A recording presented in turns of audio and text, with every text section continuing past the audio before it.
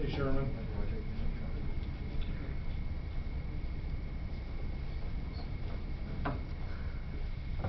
Think it will be good. We may just need to go ahead. We'll do the mental roll. You know, we may just have to roll. So.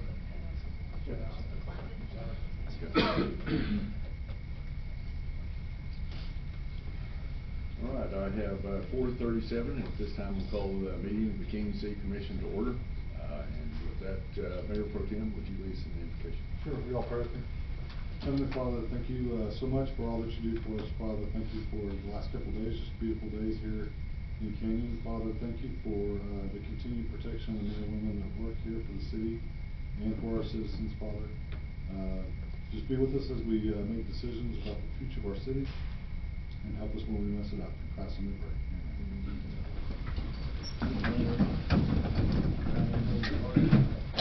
Allegiance to the flag of the United States of America and to the republic for which it stands, one nation under God, indivisible, with liberty and justice for all. All right. Takes us to the approval of the minutes of the meeting of January 21st, 2025. No changes, I move to approve. Paul, you're gonna have to talk today. Have a motion and a second. All in favor, signify by raising your right hand.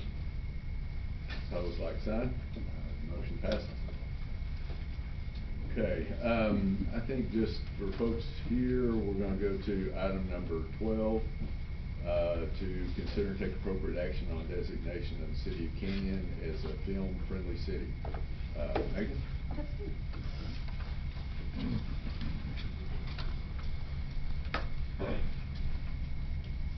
Happy to be here. We have been working on, probably for the last about 2 years, establishing ourselves as a film-friendly city.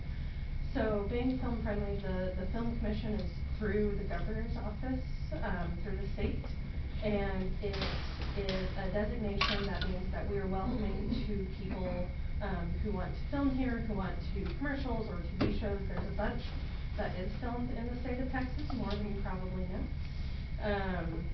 And it's really great, not only for locally, but our economic impact as well, which is why I know Steph has been really excited for us to get this done.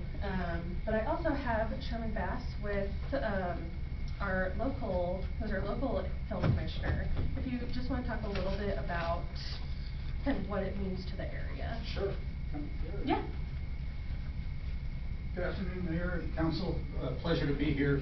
The Greater Amarillo Film Commission is part of Visit Amarillo, and we've been a film commission for about 3 decades.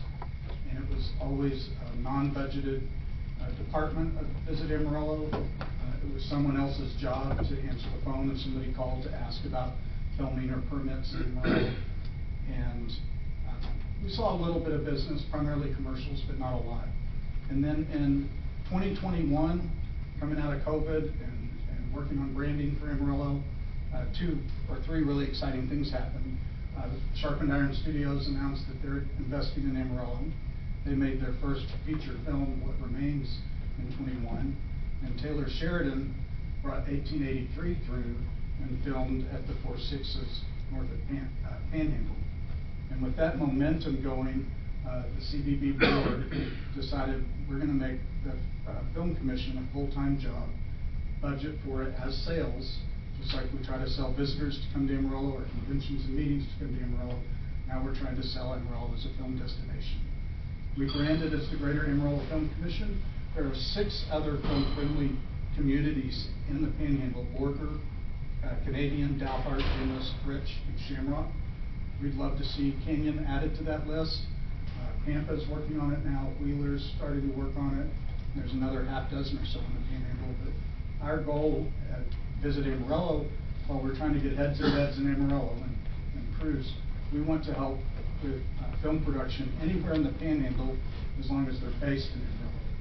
And a great example of that this fall, when Yellowstone in 1923 came through, they based in Amarillo for a good period of that time. But they filmed in Dalhart, filmed in Channing, filmed in Pampa, they filmed south of Canyon on Highway 87. So that was a really good example of what we're trying to do, is develop projects that are already coming to Amarillo and Basin and finding other locations for them. And I'm happy to answer any questions you have.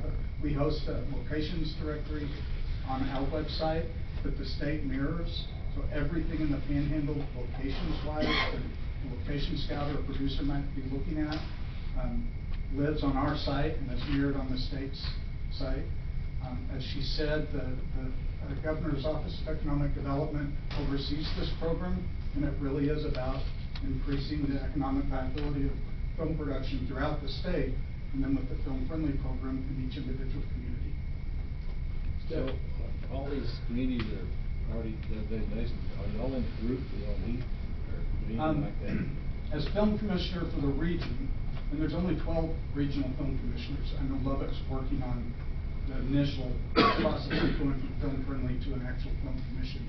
I invite the Film Friendly communities to our meetings, I visit with them on the phone, I refer business to them, even if they're not coming to Amarillo, etc.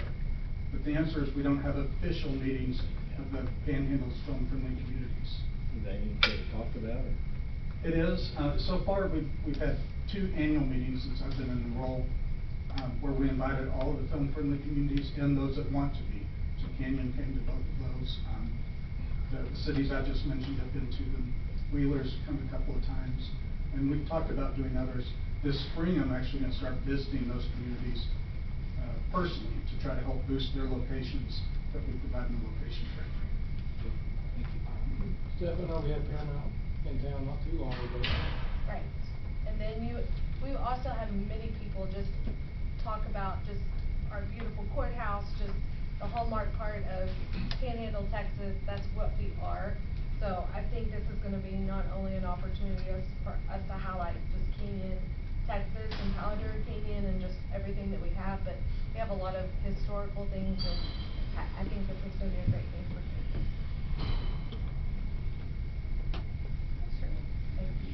Well, and what's great about the film friendly designation is that if film crews go through them, they can get grants from the governor's office. And when they're here, when they're filming here, that means they're using our gas, and they are buying our catering, and they're going to PECSAC, and they're spending money here, whether or not they're based here, which, you know, of course we'd love them to be, but at the end of the day, they're spending money here because they're here. And they're highlighting our town, and I have people sending me pictures all the time of this area on TV and ask if we're anywhere near it. And so I'd love to get Canyon a little bit closer to that Roman dot. But part of being film friendly is having guidelines that are approved by this body. And so the guidelines that I have in y'all's packets are pretty standard based on state recommendations. Sherman's looked over them, and they are fairly standard as far as liability and what we expect out of the film crews. One of the things that's a little different for ours is a timeline, because if they ever need to close 4th through 23rd, that would have to go in front of this body. That hasn't changed because that's a TxDOT road. So while they might be able to close 16th, that's something that we can handle on the permit side of things. But for 4th and 23rd, we required 45 days notice that we were able to get it in front of this body within that time. The application fee is pretty standard, and that will be all run through planning and development. It does all of our permits, thank you Lucas, and all of y'all's wonderful staff. And all of this is being approved through Joe, and so it's really me and Joe that are going to be tag teaming most of this. Chuck's had a look over everything. He added a couple of additional things. Do y'all have any questions about the actual permit itself?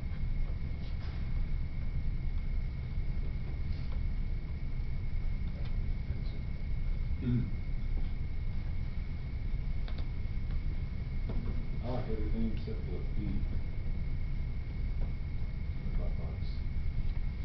Probably more difficult for them to cut that check than or to put it into our general fund, but having said that, I move the fee. Second.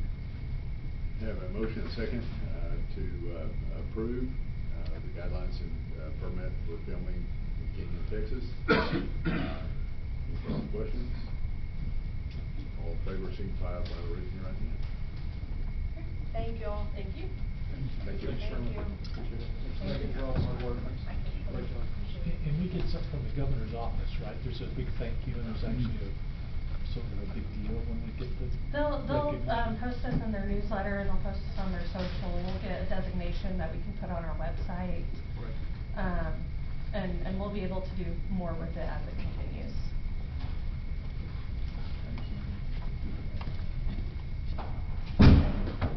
Yeah, thank you, Meg.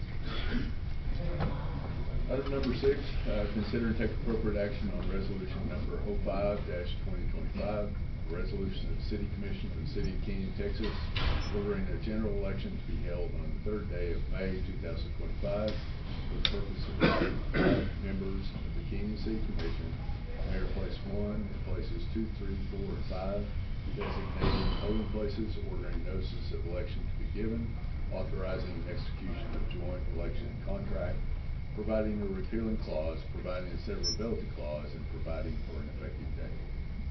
Gretchen? Mr. Mayor, I'm sorry, I believe we accidentally skipped public comment.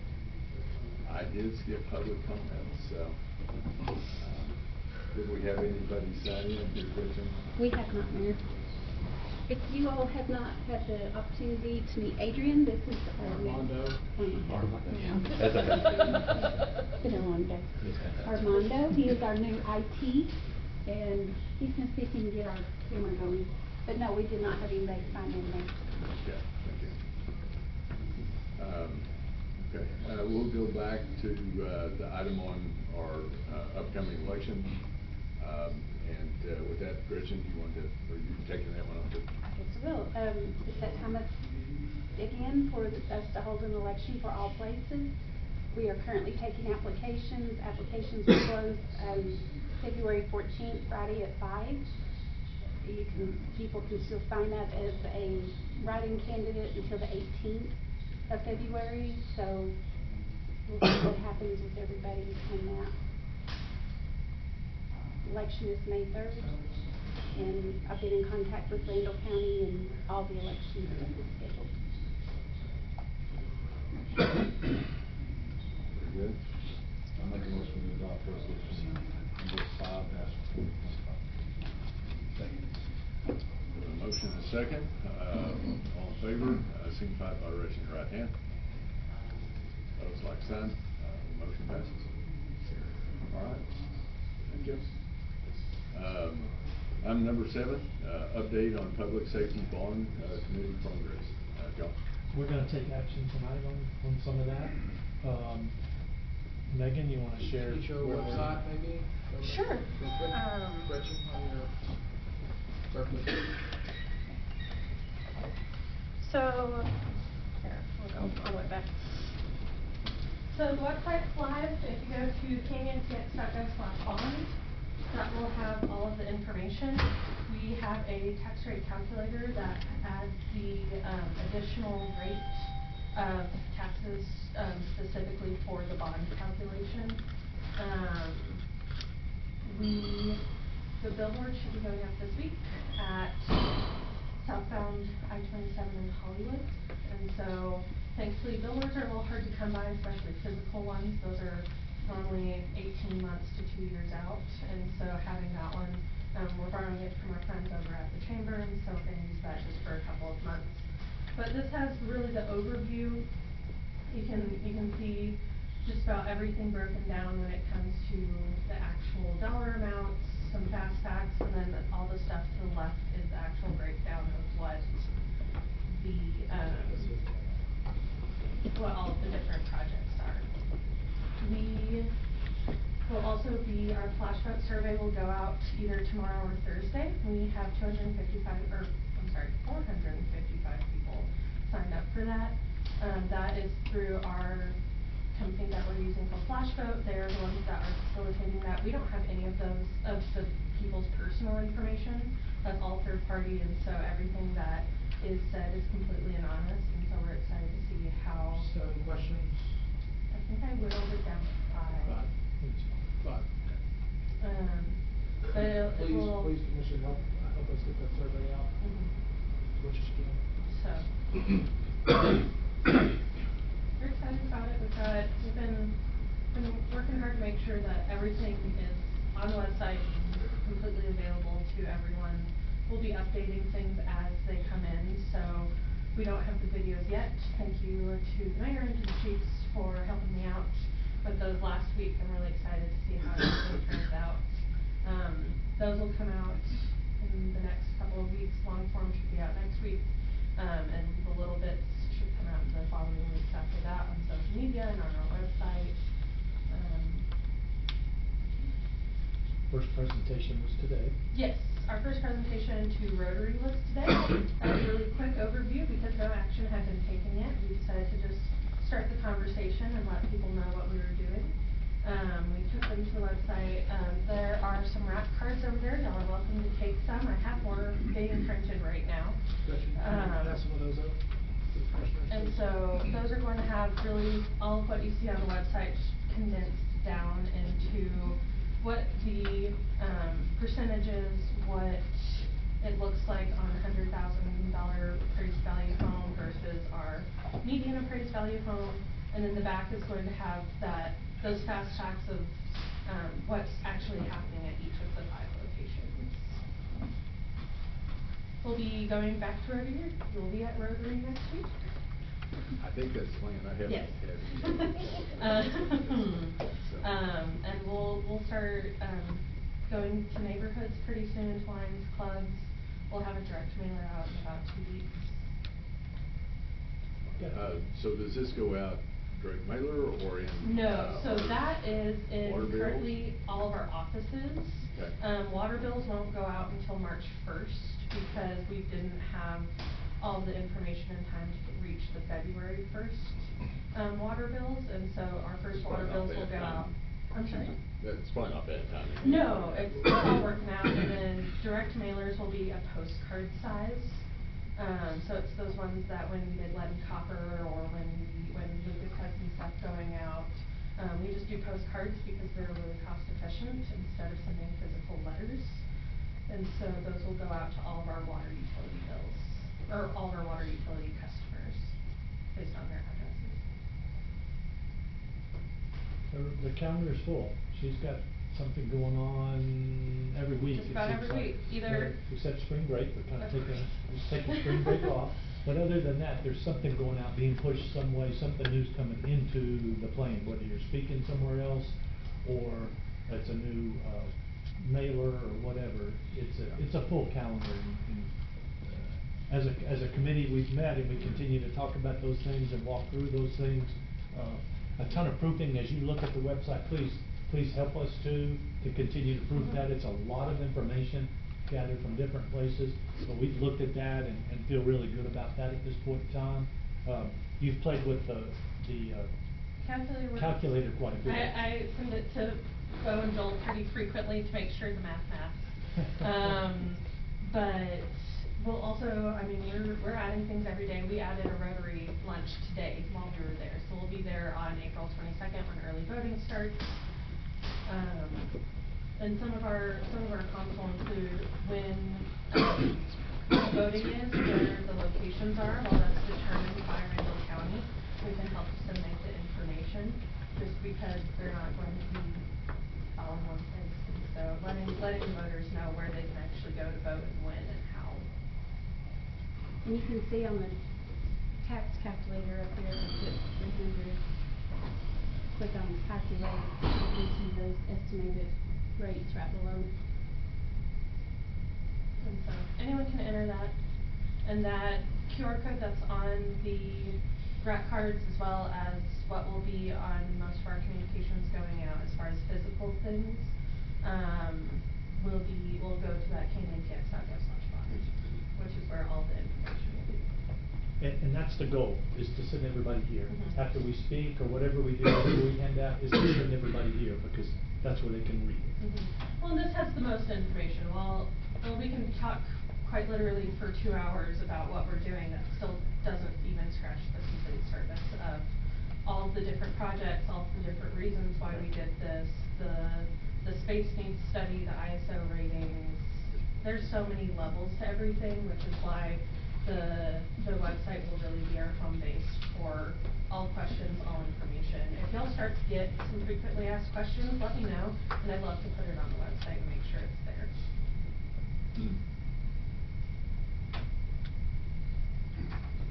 I think that's great to have the QR code here too. And that's a trackable QR code, and so I'll be able to see how many people are scanning it. After Rotary today, we can see how many scanned it today. After we do a Lions Club, or after we send a postcard out, we can see how many people are actually scanning it in the days following the award. So we're just trying to get the word out. And I think your survey results is interesting. Yes, so the survey will go out, it'll be over 2 days. And so those questions, I gave them to Joe earlier today. It'll really just be do you vote in Canyon municipal elections? Because that's a really interesting question. And a reminder for people that you do actually have to vote to do all of these things. But when we're going through all the different levels after that, it's what do you perceive our current staffing in the Canyon Fire Department to be? Because some people think it's 24/7, some people think it's completely volunteer, some people don't know we have volunteers. And so it goes through all of those questions. They'll be able to rank the projects in order of importance to them personally. So if money was no object, which of our projects are going to be the most important to you? Because then we know those are the ones that people are really passionate about. The money won't change, but we know what to talk about now, and we know what to continue to say, oh, well, it doesn't seem like very many people know about the new construction for an animal shelter. So let's put something out about that to make people know that that is part of this package. And after the 2 days are up, everyone who participated in the survey will get the direct results of everyone who took it, and that will be a completely public webpage of information. So everyone, even if you don't take a survey, you can go on the website and find it, and it'll be completely open and transparent. Through that process, the only personal information we ask for is a birth year, just so that we can categorize those things by age groups. Because otherwise, that's the only identifier that's on there. And they'll enter their address, which again, we don't get to see, but it does, we were able to send them our city limits. And so, some people who might be in our ETJ or just outside may have signed up for it, and we can filter out to say only inside city limits.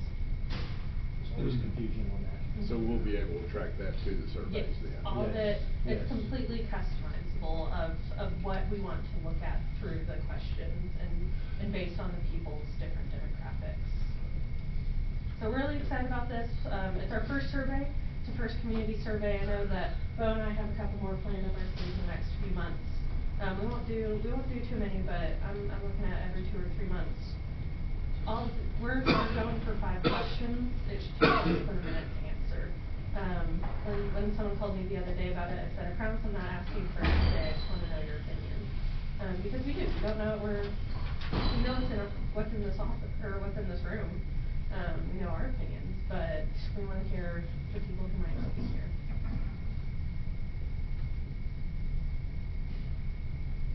Great. Any other questions? Very good. Looks like we're in the middle of it. We're here, it's live. Well, thank you, Megan. I know Of course. it's been busy at it for all of that, so appreciate it. All right, item number 8, consider and take appropriate action on ordinance number 1222, an ordinance ordering the bond election to be held in the city of Canyon, Texas, making provisions for the conduct of the election and resolving other matters incident and related to such election. Joe? Back on December 10th, the City Commission authorized staff to initiate the steps to result in the issuance of $14 million in general obligation bonds pending taxpayer approval by means of the bond election for the financing of public safety facilities expansion and improvements.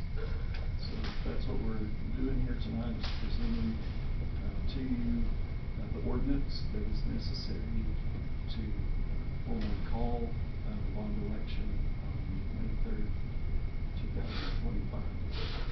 This ordinance was drafted with the assistance of the city's bond counsel, Kristen Sedlant with Norton Rose Fulbright has offered much help and asked a lot of questions and has done a good job of scrutinizing our situation.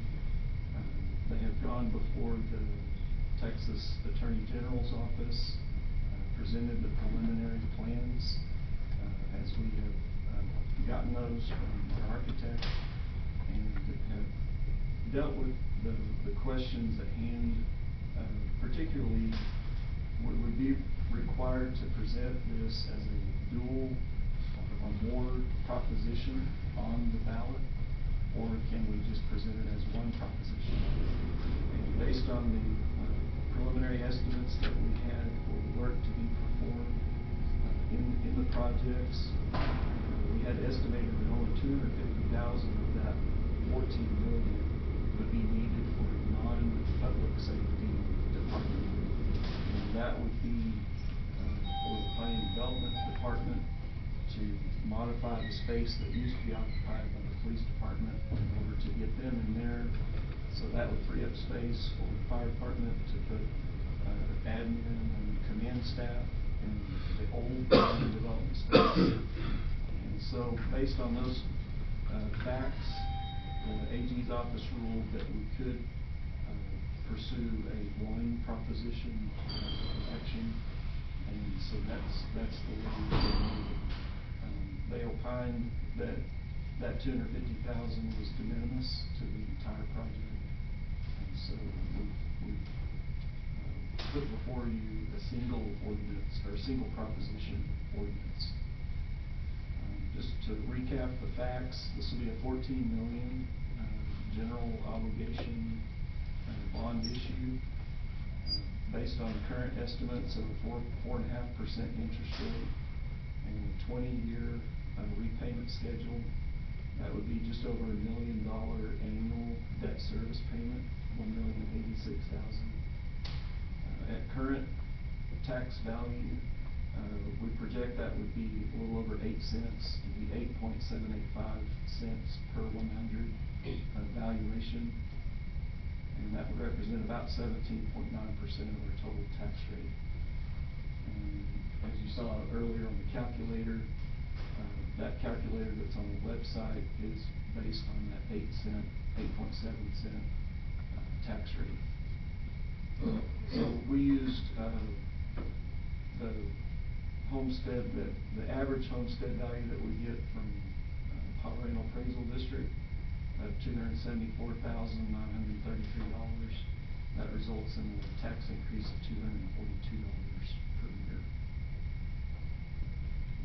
The ordinance that's provided has all of the necessary elements that are required by current state law, and we're confident that the legal counsel has helped us with that and made sure that all those elements are in there.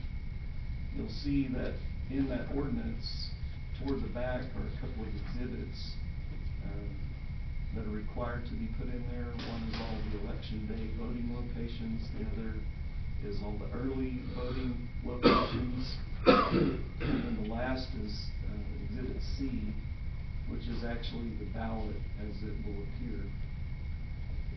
And this is required by current state law. So that's how it will read.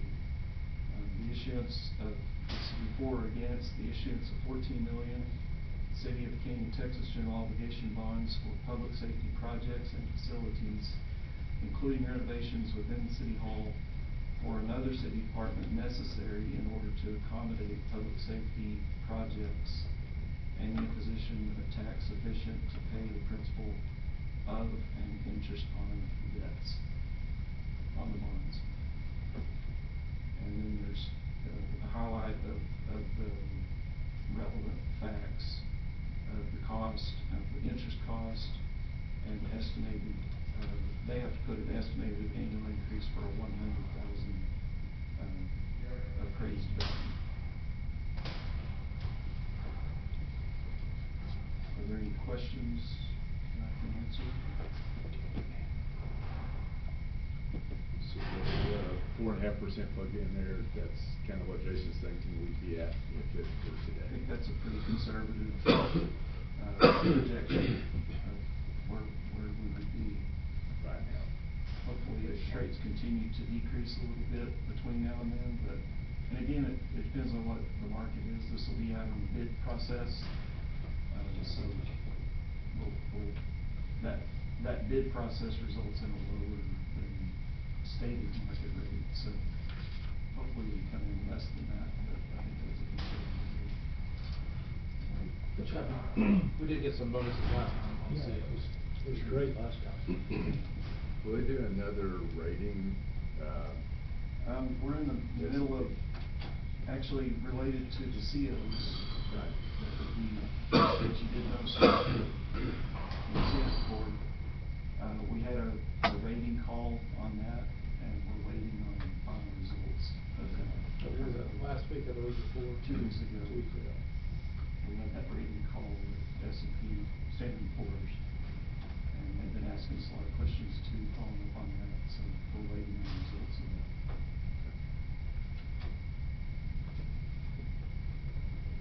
And one of the questions they asked for that are, do you have plans for issuing new debt or other projects? And so we spoke about this being in the works and the numbers that we have before us. So they're aware of that as they're giving that rating for that. Any other questions?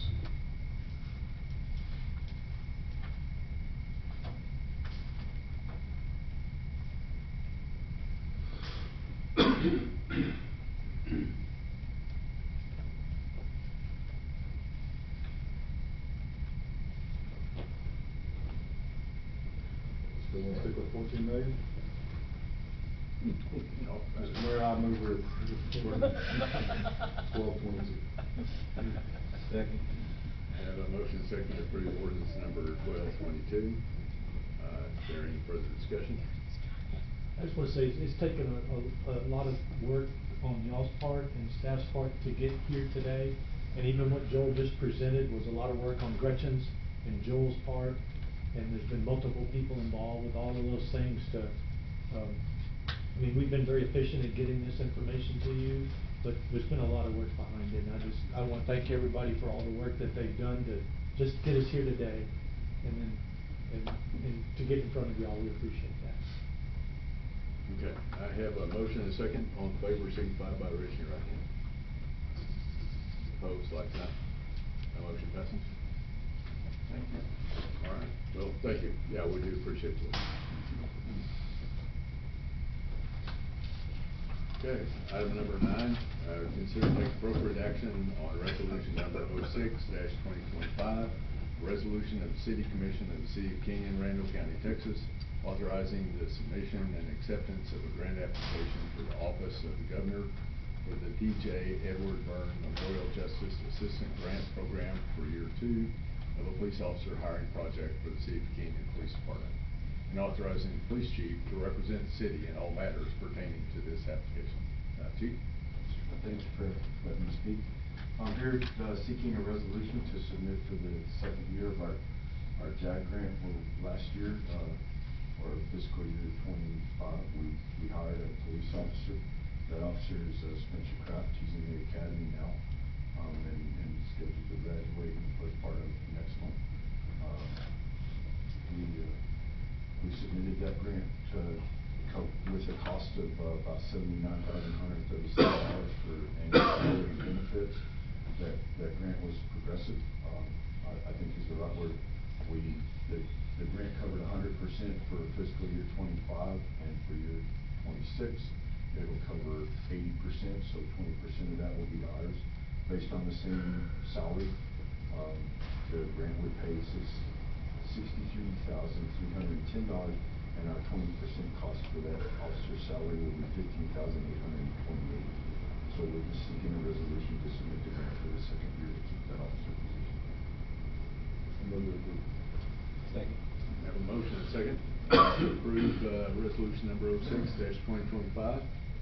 All in favor, signify by raising your right hand. Opposed, like sign. Thank you, Motion sir. passes. Thank you, Chief. Thank you. Okay, and then also, next item, item number 10, consider and take appropriate action on resolution number 07-2025, the resolution of the City Commission of the City of Kenyon, Randall County, Texas, authorizing the submission and acceptance of grant application to the Office of the Governor for the Criminal Justice Division Grant Program for the purchase of a rifle-resistant vest for the City of Kenyon Police Department, and authorizing the Chief of Police to represent the city in all matters pertaining to this application. Chief? Thank you again. So the Office of the Governor, the Criminal Justice Division, offers a grant every year for rifle-resistant vests. The soft body armor that the officers wear on a daily basis does not stop rifle rounds. After the 2020 incident, maybe it was 2019, whenever it was, that we had the Dallas 5 incident where those officers were shot, the Governor's office has been purchasing rifle-resistant vests since that time. And the City team has taken advantage of that as the need arose.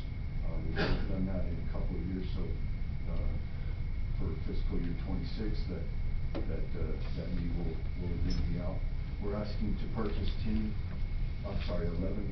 rifle-resistant vests. We have 6 that vests that the lifespan of a rifle-resistant vest is 10 years, and we have 6 vests that will reach that age this year. And then we have, if you remember, last school year, or this school year, we hired 2 school resource officers and then the JAG officer that we just did the resolution for, and then anticipating hiring 2 more school resource officers for the next school year, starting in August. So that totals out to 11 vests that we're going to need. So we're asking for a resolution to file a grant to purchase those vests. It's 100% match grant, or 100% grant. There is no match for the city. So we simply purchase the vest and then submit to the state for the purchase. Move it. Second. Motion and second. All in favor, signify by raising your right hand. Opposed, like sign. Motion passes. Thanks, sir. All right, item number 11, consider and take appropriate action on ordinance number 1223, an ordinance of the City Commission of the City of Kenyon, Texas, and Part 3 to Chapter 12.03, Division 3, adopting a residential liquid waste acceptance policy, establishing procedures for the acceptance of residential liquid waste from outside sources, implementing the permit and permitting fee for vehicles transporting residential liquid waste in compliance with the requirements of the Texas Water Code and the TCEQ, and providing the penalties for severability and effective date. Chris? Thank you, Mayor. City of Kenyon's been approached about accepting liquid waste, wastewater through a transport company. We currently don't have an ordinance in place to do so. We've researched one or looked at our permit. Everything says that we are able to do so from that standpoint. So we just wanted to get something in place so we could do that. Obviously, it's another funding stream, revenue stream, I should say, for us. So it's something that we're hoping to get accomplished. The vehicles that are transporting will have to register to the Planning and Development Department.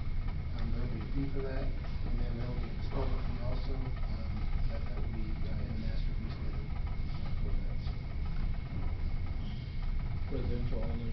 Yes, residential only, no commercial waste or industrial waste. Can you kind of give us an example of who you would talk to do that? Don't really were approached by. Go ahead. So we were approached by A1 Rock Industries. They've been contacted by Mud out west of town, that Perry Williams is doing. They don't have enough homes built for their plant to function yet. So until then, they need to haul that stuff out. Right now, the only option that they would have is to haul that out towards River Road. So they're trying to find a closer option for that. But any of these septic companies that pump out septic systems need someone from that. Typically, they go to City Amarillo, but we could be a closer option for someone. So So what's the additional burden on the capacity, the staff, and the resources? There is a little bit, but it's not excessive. What they're thinking of bringing us in peak times or at max times is about 6,000 gallons a day. Our plant is capable of handling that fairly. You said how many of them? 6,000 gallons. The fee will be assessed based off of a truck size, so we don't have a way to measure that as they're dumping it. So it would be based off of the gallons of that truck. If they bring us a half-loaded truck, they're still gonna pay full price for that truck. So. And those funds go in the general fund, or will go specifically back to? Right now, that hasn't been established. More than likely, they'll go, I mean, it's in, it's in the trust fund. Why would we wanna do this?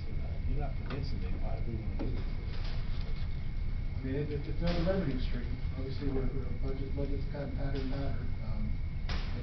We're not gonna create a problem with this. Well, they always have the, obligation at the plant to say no. That is in the ordinance, or we can deny it. Be a good neighbor. And we don't have to do it, Paul. You're more than within your rights to say no. I don't mind doing it, I'm not convinced why do it. I need to see how much money you're talking about. I need to see a lot more facts than we got right here. Well, I'm convinced of it. Sure, yeah. I would say, from what I'm told, or my understanding is a typical truck size is 6,000 to 7,000 gallons. If we're talking about 10 cents a gallon, we're talking about $700 each time we take them down. $600 to $700. The registration fee would be another $150. That's the registering fee. Per vehicle. Per year. Transports. Per year. Yeah, it's per year, that's right. So, that'll be a permit that they have to take through our planning and public department as well. I'd like to see all this on paper, like see what we're gonna make a year, and what our risks are with the plant, doing all this other extra stuff. Oh, we have no idea. It's just gonna be a come and serve. I mean, if they come, they come. If they don't, they don't. Yeah, I'm just like here, I just don't know why we wanna do it. If you had one truck come every business day, you could get about $175,000 a year. If you have one. And I had some same questions too, Paul, we sure wanna make sure we're covering our costs, and then, in the long term, if we're reaching a point of getting capacity out at the farm, and it sounds like we still got some room there. Yeah, but right now, we're not concerned with capacity. That's not one of the issues that are in it, so, at some point, I think it could be, where we don't take. Absolutely. There's some point, and at that point, we can just fix something. Did they give you an estimate, Chris, on when you reach that threshold? No, They told Gary and I that before they can get their plant, they need 160 houses. Yeah, that's what William Creek told Gary and I, in order to get the plant going, right after that. Until then, they have to vacuum it out, take it somewhere. So, it could be several years of them. They're the only ones that approached us. Nobody else approaches, however, once this word gets out. But 115 homes in a Perry Williams development seems like a very small number compared to what they're going to build out there. 160. Yeah, 160 there. They're building 1,000 on the north side, from what I recall. Where does that happen, what does it look like as far as staffing goes? Where's it coming? So we would want somebody there just to verify, that we'll look at, their log books, see where they're collecting waste from, just to make sure that it's residential. We will do some sampling, especially initially, of whatever they're bringing, so that we can run that and make sure that it's not gonna cause, stress on our systems. Ultimately, once you develop once you get comfortable with certain contractors, you may not sample every time, or you may do it every third time, or periodic at that point. But at first, I think we would sample pretty often and do that. Will they pay for the sampling? So, not specifically, that would be covered by the collection fees, the disposal fees, I should say. Do you have any reluctance from staff? I don't think we do. We've had discussions, I think everybody's comfortable with it. Based off of that, we're talking about two loads a day at the most, is what we're thinking from them. So that's, maybe 30 minutes to an hour plus a day that we have to have somebody there for that. You know what unload charges? Yes, and, somebody has told us from Amarillo that, they are mostly undercharging for that, and have probably will revisit that soon. So we don't have that yet. John, You know what I'm it's like $200. I don't think- Yeah. Under $100, I promise you that. So, Chris and John, it'll be dumped at Paul Lindsay Park, the facilities out there. Yes, in our headworks. Right. Before the headworks, to go through the step screens, remove solids or debris, and be treated similar to, incoming collection. So, the way that's put in there, will it add any additional smell to Southeast Park, Paul Lindsay Park? Nothing more than it's already there now. Shouldn't affect any of the functionality, for sure. So back kind of what Paul's asking, one person on call, or will be out there anyway then, or? Sure, and right now, we're not sure that we'll take anything after hours, so it'd have to be during normal operating hours. We may revisit and add an after hours fee, if that became a necessity. But right now, yeah, we just need one person to kind of check things. And, you know, I think with the staff we have, no more than we anticipated in. Obviously, if we didn't have anybody available to meet them, then we just wouldn't take that long. We're thinking 2 to 3 times a day at the most. And it's just basically looking through logbooks, making sure that they're permitted, making sure that the vehicle matches that permit, and then letting it run. So is 10 cents enough, and you calculate in what we got to spend on labor? Whatever else we got to? I mean, I feel confident that it is. Like I said, we're talking about $600 to $700 per load. We did set a minimum, I'm pretty sure that's still in there, 2,000 gallons. For load size? For load size. So if they're under 2,000 gallons, that they're still $200 fee. That way, our employees are still covered by the actual labor, matter of the truck size, under 2,000 gallons. Is that- In an 8-hour day, Chris, typically is there someone at the plant? Typically, there or close by, yes. We may need to amend that for this schedule.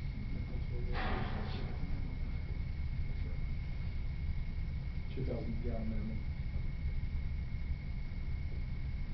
The model? It's also got a good stiff, penalty in there. Yeah. For sure, there is Yeah, gonna be. it's a health and safety penalty at $2,000. We modeled the ordinance off of Amarillo's ordinance. And Chuck and I, Chris, and Gretchen all powwow on trying to get it done. Paul, I don't know on the volume, number of trucks we're gonna get. If it gets too much, I think it's an option to revisit. We really don't know. This kinda came out of left field, and we want to be good neighbors and have thought about it that way, but also at the same time, we really want, you know, we're have a higher fee than Amarillo does going into this. I'm not against it, I just would like to see numbers of what the cost Right. is, and what I think we're gonna do to our system, and blah, blah, I'd like to see, you know, I know all y'all are telling me it's gonna be good, but I'd just like to see something written down, I could analyze it a little bit. John, do you remember what our volumes are on a daily basis? Depending on weekends, college in, college out, we're from 900,000 to 1.1 right now. A day. A day. So that's kinda what we're doing today, Paul. This is like 1% on truckers. Yeah, if we're talking about 6 to 3,000 gallons a day. We could always internally set that maximum, but we're not willing to accept more than so much a day. At that point, we would just turn away. Would there be a way to do that, Chris, in that your original discussions is with one firm based on one neighborhood? Sure. If the word on the street was that's the place to go all of a sudden, and there was a line of trucks from other places that would need to be permitted, would we be able to limit that permit? John has complete, control of that. He has discretion as our license holder to deny. Right, cause I think what you wouldn't want to have, Right. happen is a line of there's trucks all day long from everybody in Hassleville. I mean, I think that's what we'd be trying to avoid. And I think right now with the fees that we've set, think it would really have to make sense for somebody to bring it to us instead of Monroe. Very good. And then it does make sense for them being so close to us. Proximity. Because they're offsetting it with truck gas. In time. My only concern is the money going back on general fund. I mean, if we know for a fact that we're fixing to have to address that facility, and this is adding to that facility, it has to go back to a fund some way where that is just earmarked for that. For it to go to general fund, I personally don't think it's a great business move to be doing that, to be neighborly, to put money into the general fund when we know it's taxing, so to speak. Are you saying going into the capital fund for a future wastewater As long facility? as it's earmarked for that, yeah. As long as it's earmarked for that. It's an impact on that facility. Correct. But, so you're basically saying the utility fund is what Well, you're making. here's what I don't want to happen. 10 years from today, a council, a commission sits there and says, well, we had $175,000 a year that went away that we should have set aside because now we have an issue with capacity on, which we know in 10 years we're going to be there for sure. Why would we not find a way, if it's possible, and Joel could probably speak to this, if it's possible to push that money in that direction, that would make the most sense to me. I don't have a problem with the capacity as long as that money goes to that and doesn't go everywhere else. So we could put that to the CIP utility fund, which is for capital projects for utility infrastructure. But you would need to designate that in your motion for us to specifically put it there. It would need to be part of action that the commission takes for us to do that. Otherwise, we would just put it in the utility fund for operations. Probably a little more specific and say for wastewater. So Mayor Pro Tem, are you saying put it there for future expansion of the plant is what you're saying? I say use it to reduce taxpayers' taxes. It's up to me. One of these days, though, we're probably gonna have to buy additional land. Right. to expand We're that. around 73 to 70. What did we do last, with Dan, you and I, I can't remember, it's been a while. It was under 75% capacity at the pond. There's two rules. 75% would begin planning, and then 90% would begin implementing. Those are the TCEQ rules. We expect to be closer to the 90% rule when we build the 2,000 homes that we discussed. We've already started part of the planning side. We put in that project to expand the plant through Texas Water Development. We are trying to submit those funds for low interest financing. Mr. Wright and Mr. Boyer and I have worked with that along with the staff here to do that, to put in for the plant expansion. Just to remind everybody. Oh, this really wouldn't go towards taxes, probably go towards, I know it won't go towards wastewater fees. So, I'm if just not- you offset it. I just need to see some, I'm not against it, but I just don't understand it all, so I need to see some numbers or something out of this. Talking about our plant being full, we're taking more sewage in, I don't know. Let us come back in 6 months, Paul, and give you a report. Well, that's fine, Is that okay? Y'all do whatever you wanna do. Well, I mean, if you want the information, Paul, we can definitely provide it to you. Yeah. So you're saying, where are you coming up with 175, how many gallons a day then, is that? If you did 7,000 gallons for 250 days, you can put it in.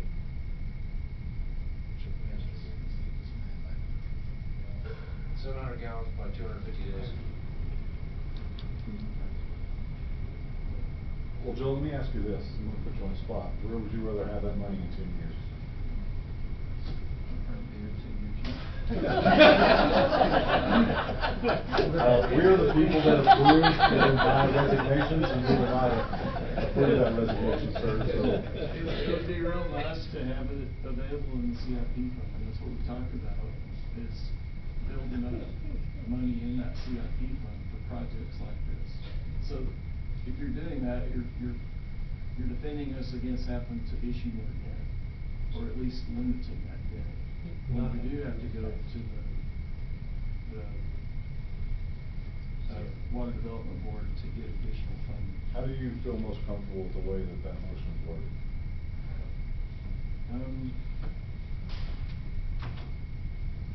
To be designated, that this revenue would be designated for future wastewater infrastructure projects. So moved. With the addition of the cap of, the vote, for the minimum. that you're Minimum talking 2,000. about. What? There's Adding in the cap, the minimum of 2,000. 2,000 gallons, minimum, essentially, for the disposal fee. Well, you're charging by the size of the container, right? Right, and that's what Don's saying, if they bring in a truck that's 1,000 gallons, then they're gonna pay that 2,000 gallons. Right, Okay. I didn't follow that. I think it would be good to bring some statistics back to this body on how this is going. I don't think we intend to advertise that we've done this. It's not been our intention to do that, but the word will get out.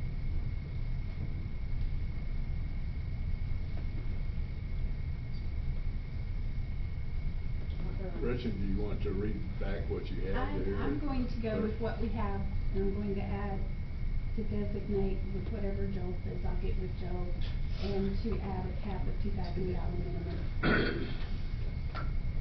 Our floor of 2,000 minimum. What? Minimum, charge. We will update the fee schedule here in a second. I thought it was minimum capacity. Well, my understanding is, we drafted the language in the ordinance, it was based upon the size of the container regardless of actual load. Correct. But what they're saying is if you bring a smaller container in, there's gotta be a minimum charge. So the minimum charge is gonna be for a 2,000 gallon container. Or $200, just. Okay, I'll get with them. Or, yeah. Yeah, or just minimum $200 charge. Minimum. Yeah, minimum $200 charge. It's probably easier.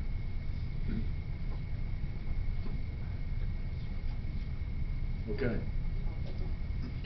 We have a motion and second, to approve ordinance number 1224, amending it, that all, proceeds, will be applied, to, our capital improvement, CIP, dedicated to, that for wastewater, and then also that there'll be a minimum $200 fee per month. I think it's actually ordinance 1223. What we bring this? 24 is the fee schedule. Okay. Did I have that Thank you. wrong somewhere? No, it's not. He just skipped one down. 1223 is the actual liquid wastewater. Okay. Number 11. You're right. Thank you for Yeah, you're good. Okay, that with ordinance number 1223. Any further discussion? All in favor of the motion, signify by raising your right hand. Opposed, like sign. Motion passes. Okay, so Thank you. that proceeds be applied to CIP dedicated to wastewater treatment, future, Yeah, CIP utility fund, specifically wastewater. and minimum $200 fee. Sorry about that, Commissioner. I think it's great, Cody. Thank you. Okay, now, we're to, item number 13, consider and take appropriate action on ordinance number 1224, an ordinance amending the City of Kenyon, Texas, Code of Ordinances, Chapter 37, Master Fee Schedule of Charges and Fees, providing for the addition of a film permit application fee and a liquid waste disposal fee, providing a repealing clause, providing a severability clause for publication on effective date. Well, Yes, sir. The master schedule of charges and fees reflects all the cities and its departments' various fees and charges, and assembles them all into one single document. Ordinance 1224 would amend this document with all the previously discussed fees that we've been talking about today. So the potential film permit application fee of $25, the liquid waste disposal permit fee of $150 annually, the liquid waste disposal fee of 10 cents per gallon based on container capacity, and then we would need to also add that $200 minimum. These fees would be effective February 14th after the necessary notices have been published. The provided master schedule of charging fees reflects the proposed amendments in yellow highlighted red text, which you've been provided. We just need to add that $200 minimum to that as well.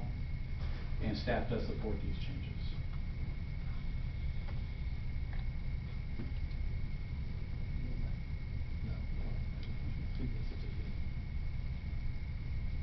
What's that? I said, how you doing?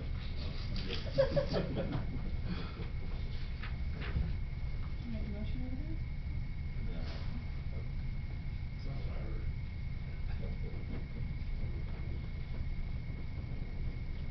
You did pretty good though, we'll tell you out here, he was doing super good. Had to look at my slides. I'm sure Dad Robert was I think the $25 permit fee for the film application is silly. Is that a motion? Is there a point, do we need that for any reason in the application? I mean, otherwise, yeah, it's not going to. That's our standard permitting fees for like special event permits, anything that comes in, it's $25, right, Lucas? And Except state. for block parties, those are free. Yeah. Thank you for commenting, Lucas, I appreciate If that. there's no fee, I don't have to take care of it. Hey, that's. What did you say was free? Block parties. I don't know why, except fees go up. Cause I have a lot of. Megan, on the fee. Sure. So the permit is essentially a new permit for filming within the city. And so while people can openly film right now, this would give more structure to it. And especially if we are closing streets, when it comes to liability, when it comes to, we give guidelines as far as, not renting, but hiring our, off-duty officers for security purposes. There's some information on there that makes sure that we're not liable when it comes to some arts, and copyright issues, so such as murals and things like that, murals, graffiti, making sure that we're not liable for those types of things. And the actual permit and guidelines itself, by passing them tonight, we are now eligible to be part of a film-friendly city, which designates us as in the film-friendly commission through the governor's office. The fee itself of $25 is standard statewide. I say standard. A fee is standard. The actual fee itself varies city to city. My friends over in Arlington are charging $150 a pop because they're dealing with the Cowboys and with a much bigger and a much more high demand option. My question at the end of the day is, if we don't have some sort of fee on it, then how do we not enforce it, but make sure that people are actually doing it? I know that I always want to, having a dollar amount on things makes them a little more real to me. So who would be expected to pay the fee? The production company. So only like a large-scale production company came in to do, what if I went out to film and did something, would I have to have a permit? It's for commercial use primarily, so if you are filming a family, video, we're not talking about things when they come to personal use. This is more on the large scale of things like 1883 or 1923, 1883.